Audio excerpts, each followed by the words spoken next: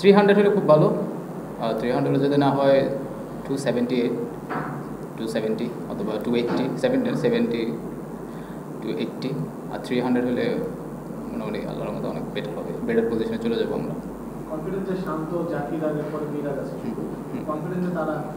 হ্যাঁ, কারণ কনফিডেন্স এই কারণে, শান্ত জাকিরের পরে আপনার আমাদের ট্যালেন্টেড যারা আছে তাইজুল, তারপরে হাসান, ওরা ব্যাটিং করতে পারে, এই কারণে মানে কনফিডেন্সটা একটু বেশি আর কি। যদি মানে প্রত্যাশা তো থাকেই, এখন যে অবস্থা একটা সুতায় ঝুলে থাকার মতো অবস্থা, একবার যদি 2টা উইকেট বা 1টা উইকেট পড়ে যায় তাহলে আপনারা রানটা 150 রানের টার্গেট না হতে পারে। হ্যাঁ অবশ্যই আপনার আমার কাছে এই যে এইসব জায়গায় আর একটু আমাদের একটু যারা দুইজন ব্যাটিং করছেন, তারপরে আপনার মিরাজ আছে, অনেক ক্যালকুলেটিভ করে ব্যাটিং করতে হবে। আর কোন সময় ওদের খেলাটা একটা সময় কালকে সকালে হয়তো খুব হার্ড হয়ে আসবে, তো ওই সময়টা আমাদের একটু খুব ক্যালকুলেটিভভাবে ব্যাটিং করা লাগবে। আবার কোন একটা সময় দেখবেন যে খেলাটা হয়তো ছাড়বে, তো আমরা আবার একটা সময় আসবে আমরা খেলাটা ধরবো। তো ওই ক্রাঞ্চ মোমেন্ট যেটা বলেন, যে সময়টা আমাদের থাকবে, ওই সময়টা আমাদের আরও লম্বা সময় ব্যাটিং করার মনোযোগ দিয়ে ব্যাটিং করতে হবে। যেটা অনেক আমরা দুইটা যে আমরা শান্ত যেমন একটা 50 রানের পার্টনারশিপ হয়েছিল, ওই জায়গাটা আমরা কিন্তু ওই জায়গা থেকে আমরা কিছু বেরিয়ে গেছি। তো ওইরকম আর একটা মুভমেন্ট আসবে, ওই সময়টা ওই 50 রানের পার্টনারশিপটা 150, তো 200, 170, 80 করলে তখন ওই 300 যেটা বললাম 270, 280 অথবা 300 ওইটার কাছাকাছি সম্ভব। একজন ব্যাটার কত ইনিংস ফেল করলে তাকে আসলে বিশ্রাম দেওয়া কিংবা বাদ করার যোগ্য বলে মনে হয়? যায় না, এই প্রশ্নের উত্তর আমার কাছে নাই ভাই। 4.5 মাস পর টেস্টে নেমেছেন, মানে গ্যাপ দিয়ে আসলে নামতে হয় যারা এক ফর্ম্যাট খেলে। ভালো প্রিপারেশন নিয়েছেন, ভালো রান করেছেন 2 ইনিংসে 56 এবং 47। হার্ড টাইমটা পার করে যখন আসলে বড় ইনিংস খেলার একটা সুযোগ, তখন আসলে আউট হয়ে যাওয়া, মানে ভালো শুরু করেছেন তারপর বড় করতে না পারাটা বা টুর্নামেন্টে না যাওয়াটা, এটা কি আক্ষেপে পড়ে? অবশ্যই এখানে দেখেন, আমি প্রিপারেশন ওয়াইজ যেটা বললেন যে 5 দিন হয়তো প্রিপারেশন নিয়েছি, প্রিপারেশন মানে আমার কাছে মনে হচ্ছে খুব একটা ভালো প্রিপারেশন। যাক আলহামদুলিল্লাহ, দাও যতটুকু হয়েছে আলহামদুলিল্লাহ। যেটা বললেন যে 100, দেখেন যখন টেস্ট ম্যাচ খেলি তখন হয়তো 100 চিন্তা ভাবনা করে খেলি না, চিন্তা করি যে কেউ 4 সেশন অথবা 5 সেশন, 3 সেশন, 3.5 সেশন, 400 ব্যাটিং করা যায়। তো ওই হিসেবে চিন্তা করলে আমি যে সিনিয়র ব্যাটসম্যান, ওই হিসেবে চিন্তা করলে আমার কাছে মনে হয় যে আমি 2 ইনিংসে সেট হয়ে আউট হয়েছি। দেখেন আমি ম্যাক্সিমাম হয়তো 1 সেশন খেলতে পেরেছি। 1 সেশন সিনিয়র প্লেয়ার হিসেবে 1 সেশন কোনোভাবে এটা কাম্য না। আমার কাছে মনে হয় যে আমি যদি 3 সেশন ব্যাটিং করতে পারতাম আরও, তাহলে হয়তো ফার্স্ট ইনিংসে, সেকেন্ড ইনিংসে ভালো একটা পজিশনে চলে যেতে পারতাম। মানে যে বলছিলেন যে কত টার্গেট দিয়ে আপনি কয়েকটা অপশনের কথা বলেছেন, এখানে একটা কথা এসেছে যে টেল এন্ডাররা আপনাদের ভালো ব্যাটিং করতে পারে কয়েকজন, সেটা একটা আপনাদের কনফিডেন্সের জায়গা। জি জি। আমার প্রশ্নটা আসলে মানে মুশফিকের মতো অভিজ্ঞ ব্যাটসম্যান, আপনার মতো সিনিয়র ব্যাটাররা এরা থাকার পরও যখন আপনাকে একটা জায়গায় যাওয়ার জন্য টেল এন্ডারদের কথা ভাবতে হচ্ছে যে তারা ব্যাটিংটা জানে, এটা আসলে কতটা ডিসঅ্যাপয়েন্টিং? এটা আসলে মানে আপনি যেভাবে বলছেন ওই জিনিসটা ওইরকম না। আপনি মুশফিক ভাইও রান করুক, আমিও রান করি, শান্তও রান করি, শেষের দিকে আপনি যদি ট্যালেন্টাররা যদি আপনার 50 রানও যোগ করে, ওই 50 রানের কারণে কিন্তু ম্যাচ জিতে। ওই অর্থে বলেছি যে আমি ট্যালেন্টারও ভালো ব্যাটিং করতে পারে, তার মানে যে আমরা ট্যালেন্টারের উপরে নির্ভরশীল।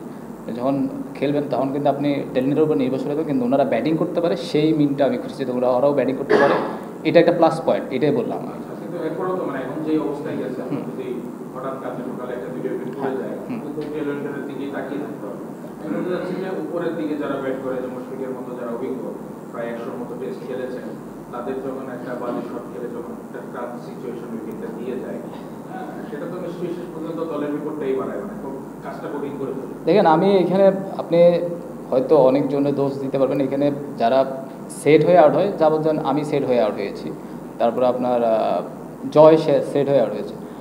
যখন যে ব্যাটসম্যান সেট হয়ে আউট হয় তার দিকে আমার কাছে মনে হয় তার মানে রেসপন্সিবিলিটি বেশি থাকে। তো যে আপনার 10-এর নিচে আউট হবে অথবা সকাল সকাল তার কিন্তু ওরকম মানে আপনি যদি দেখেন তার কি আসলে কিছু করার থাকে না। তো যারা সেট হয়ে আউট হয় তাদের মানে রেসপন্সিবিলিটি বেশি। তো আমার কাছে আমার রেসপন্সিবিলিটি অনেক বেশি ছিল, ওই দায়টা হয়তো আমার নিতে হবে, আমার জয়েরও নিতে হবে জিনিসটা। গতকাল মিরাজকে শর্ট বলের উইকনেস নিয়ে বলতে হলো, আজকেও যে আউটগুলো বলে আপনি নিজেও শর্ট বল টেস্টটা পান ব্যাপারটা এই ধরনের ডেলিভারি করলে শর্ট বলে তো আজকে কেউ আউট হয়নি। আপনার যেটা না, আমি তো শর্ট বলে আউট হয়নি, জয়ও শর্ট বলে আউট হয়নি। এক্সট্রা বাউন্স পায় এক্সট্রা বাউন্স আর শর্ট বলের মধ্যে পার্থক্য হচ্ছে আমার কাছে বলে যে জয় যে বলে আউট হয়েছে সেটা আপনার 4 মিটার 5 মিটার থেকে এক্সট্রা বাউন্স করছে, কারণ ওই বোলারই একমাত্র, কারণ ও 6 ফিট কত 6 ফিট 8 7 ফিট মনে হয় অলমোস্ট, তো ও এক্সট্রা বাউন্স পায়। তো আমার কাছে মনে হয় যে ওই জায়গাটা আপনার যে আপনি যেটা বলেন শর্ট বলে, সে একটা হলো শর্ট বলে আর এক্সট্রা বাউন্স যখন হয় তখন অনেক সময় ব্যাটসম্যানের কিছু করার থাকে না, কিন্তু ওর ভিতরে আপনার অ্যাজ এ ব্যাটসম্যান হিসেবে আপনার অপশনটা খুঁজে নিতে হবে কীভাবে আপনি ওই জিনিসটা মিনিমাইজ করতে পারেন, কীভাবে আপনি এটা ম্যানেজ করতে পারেন। আমরা কি মানে দুটো প্রশ্ন, এটা হচ্ছে জিম্বাবুয়ে যেহেতু কাগজে কলমে একটু কম শক্তিশালী কম্পেয়ার যদি আলাদা আদার দেশগুলোর কথা যদি বলতে একটু কি তাদেরকে লাইটলি দেওয়া হয়েছে কিনা? আপনি ব্যাটিং এর কথা বললেন হয়তো বা এক্সট্রা বাউন্স হতে পারে বা যেটাই হোক না কেন, আমরা যে লাস্ট কতগুলো সিরিজ যদি দেখি ব্যাটিং যে খুব বেশি ভালো হচ্ছে তারা as a batsman as a x captain আপনার কি মনে হয় যে আমাদের কেন আসলে ব্যাটসম্যানরা ক্লিক করতে পারছে না টপ অর্ডার হিসেবে? টপ অর্ডার কেন, আমি আমারটাই বলতে পারবো, আমি হয়তো আরেকজনের মনের ভিতরে কী করছে সেটা আমার পক্ষে বলা ডিফিকাল্ট ভাই। আপনি যেটা বললেন যে হ্যাঁ আমরা লাস্ট মানে 2-3 সিরিজ ধরে আমাদের বোলিং ভালো হচ্ছে, কিন্তু আমাদের ব্যাটিংটা ওইভাবে আমরা মানে কনসিস্টেন্টলি ভালো করতে পারছি না, এটাই একটা দায় আমার কাছে মনে হয়। আর প্রথম কোয়েশ্চেনটা কীটা করছিলেন? না জিম্বাবুয়ে দেখেন, আপনি যখন ইন্টারন্যাশনাল ম্যাচ খেলবেন আপনার এখানে কোনো টিমকে আপনি মানে লাইট হিসেবে নেওয়ার কিছুই নেই, আপনি লাইট হিসেবে যখনই নেবেন তখন আপনি ক্রস করবেন। আমার কাছে মনে হয় কেউ লাইট হিসেবে নিয়েছে, তো আমার কাছে মনে হয় সবার জন্য একটা নতুন সুযোগ, আর সামনে আমাদের টেস্ট চ্যাম্পিয়নশিপের অংশ আছে। যদি দেখেন আপনি যে লাইট হিসেবে নিতেন তো আপনার যেন উইকেটটা কিন্তু অনেক চ্যালেঞ্জিং, একটু চ্যালেঞ্জ আছে। অন্য সময় আমরা কী হয়, আমরা ফ্ল্যাট উইকেট তৈরি করি অথবা স্পিন উইকেট তৈরি করি, ওই ইয়াতে আমরা চলে যেতাম। তো আমার কাছে মনে হয় যে আপনি যেটা বলছেন ওইটা আমি আপনি এবং ভালো বেট করেছেন, তো সেই ক্ষেত্রে অন্যরা কি ব্যর্থ ছিল কিনা, পাশাপাশি এটা কি আমাদের সমাজের গুড কোয়েশ্চেন। আমার কাছে মনে হয় যে অন্যদেরটা আমি বলতে পারবো না, আমি আমারটাই বলতে পারবো। কারণ আমার কাছে মনে হয়, যেটা আমি আগেও বলেছিলাম ইয়ামাইয়ের প্রশ্নে, যে আমি যেহেতু আপনার সিনিয়র প্লেয়ার, আমি যদি এতদিন ধরে খেলছি, আমি এজ এ সেট ব্যাটসম্যান হিসেবে আমার কাছে মনে হয় যে ওই জায়গাটা আমি আরও লম্বা সময় অথবা 2-3 সেশন ব্যাটিং করলে বেটার হতো, টিমের জন্য ভালো হতো, আমার টিমের জন্য ভালো হতো তখন। আপনি মুশফিক ভাইকে নানান স্টেজে দেখলেন ক্যারিয়ারে, আপনি টেস্ট ক্যাপ্টেনও ছিলেন একটা সময়, এখন মুশফিক ভাই নিজের ক্যারিয়ারেও অন্য একটা স্টেজে আসছেন, মানে হোয়াইট বলার খেলছে না। এখন যে রেড বলটাও ওনার জন্য মানে উনি এখন আর কীভাবে কন্ট্রিবিউট করতে পারছেন, লাস্ট 4টা ইনিংসে সিঙ্গেল ডিজিট আউট হয়ে গেছেন, লাস্ট 12টা ইনিংসে 50 ইনিংস। এখন এই স্টেজে মানে তাকে আপনি কীভাবে দেখেন, বা সে আসলে এখন কীভাবে নিজেকে মোটিভেট করে, বা তার ব্যাপারটা সে কীভাবে দেখেন? আমি কোনোভাবে ওনারা নিয়ে ওরিড না, কারণ এতদিন ধরে ইন্টারন্যাশনাল ক্রিকেট খেলছে, উনি জানে কীভাবে ব্যাক করতে হয় আর কীভাবে রান করতে হয়, এই জিনিসটা জানে। তো আমার কাছে মনে হয় যে আপনারা আমার মানে সবাই যে জিনিসটা ভুলে যাওয়া উচিত না, উনি বাংলাদেশ টিমের জন্য কী করেছে আর ওনার রানটা কতটুকু ইম্পর্টেন্ট, কতটুকু কী করতে পারে, আর যখনই খেলে তখন ম্যারাথন ইনিংসই খেলে। তো আমার কাছে মনে হয় এত তাড়াতাড়ি কোনো জিনিসগুলো উনি যা অর্জন করছে বাংলাদেশ টেস্ট ক্রিকেটের জন্য, ওটা কোনোভাবেই আমার কাছে মনে হয় ভুলে যাবে না। আমার কাছে মনে হয় এখন আরও টেস্ট ক্রিকেট নিয়ে আরও ভালো ক্রিকেট খেলতে পারে, কারণ 2 ফর্মেট থেকে যেহেতু অবসর নিয়েছে, এখন একটা ফর্মেটে উনি মনোযোগ দেবে। তো এখন আমার কাছে মনে হয় আরও বেটার, আগে যত ভালো খেলতে টেস্ট এখন আরও ভালো খেলবে, কারণ একটা ফর্মেট যখন খেলবেন তখন আপনার শুধু একটা লাইনেই আপনি থাকবেন, তখন আপনার পারফর্ম করা ইজি হয়ে যায়।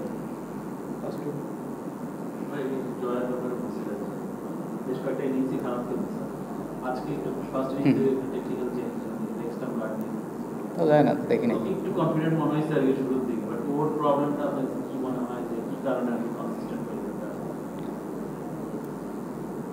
ভাই আমি তো আর ব্যাটিং কোচ না, যা হয়তো কোচটা হয়তো বলতে পারবো যে ওর কোন জায়গায় সমস্যা। তো লাস্ট ইনিংস যে মানে এই ইনিংসে যতটুকু দেখেছি, আমি নন স্ট্রাইকে ছিলাম, তো আমার কাছে ওকে অনেক কনফিডেন্ট মনে হয়েছিল। আনফর্চুনেট ও যে বলে আউট হয়েছে ওটা হয়তো আপনার আনলাকি ছিল, যেটা আমার কাছে আমার তাই মনে হয়। থ্রু আউট আমি যতক্ষণ ব্যাটিং করেছি আমার কাছে ভালোই মনে হয়েছে। আর টেকনিক্যাল ফল্ট যেটা বললেন সেটা হয়তো কোচটা জানবে, আমি তো ভাই ব্যাটিং কোচ না, আমি অত বলা ঠিক। আপনি তো রেগুলার টেস্ট ক্রিকেট খেলেন, জি, জি। ন্যাশনাল টিমে ডিউটি না থাকলে এনসিএল পিসিএল খেলা হয়। জি। অনেক সময় আমরা শুনি যে টেস্ট সংস্কৃতি গড়ে ওঠেনি, এনসিএল এর মান নিয়ে প্রশ্নটা যে অনেক ফারাক আসলে জি, জি। টেস্ট ক্রিকেট আর NCL. As a ex captain senior campaigner আসলে আপনার কোনো আইডিয়া আছে কিনা যেটা বিসিবিকে দিতে পারেন যে foreign pacer foreign spinner allow করলে বা একটু বৈচিত্র্য আনলে মানটা একটু বাড়তো? মান তো পারে একমাত্র আমার কাছে মনে হয় যে আপনি উইকেট চেঞ্জ করবেন, যতদিন না উইকেট চেঞ্জ করবেন না ততদিন আপনার মান ইমপ্রুভ হবে না। আপনি যে এই উইকেটে যেভাবে খেলা হয়েছে এই উইকেট যদি আপনি দিতে পারেন তাহলে হয়তো আপনার পেস বোলারও ইনকারেজ হবে, পেস বোলিং করতে ভালো মতো। তো উইকেটটা আমার কাছে মনে হয় অনেক অনেক ইম্পর্টেন্ট। সে সাথে আপনার সে সাথে আপনার প্রত্যেকটা ডিভিশনে এরকম ফ্যাসিলিটি তৈরি করে দেওয়া উচিত। বিদেশি কোয়ালিটি যদি ক্রিকেটার অ্যালাউ করে, বিদেশি ক্রিকেটার অ্যালাউ করলে আপনার হয়তো ব্যাটিংয়ের জন্য বেটার হবে, কিন্তু আপনার ওই জায়গায় আরেকটা ব্যাটসম্যান আরেকটা বোলার আপনার তো সংক্ষিপ্ত হয়ে যাচ্ছে, ও একটা বোলার তো আপনার সুযোগ পাচ্ছে না, ওই জিনিসটা সে তো ল্যাকিং হয়ে যাচ্ছে। আলটিমেটলি এটা তো আপনার এক জায়গায় লস হচ্ছে আর এক জায়গায় মানে লাভ হচ্ছে, এইরকম হলেও আপনার দুই দিক দিয়ে লাভ লস দুইটাই লাগবে। এটা আমার কাছে মনে হয় না খুব একটা বেশি ভালো। আপনি যখন ক্যাপ্টেন্সি করেছেন জি।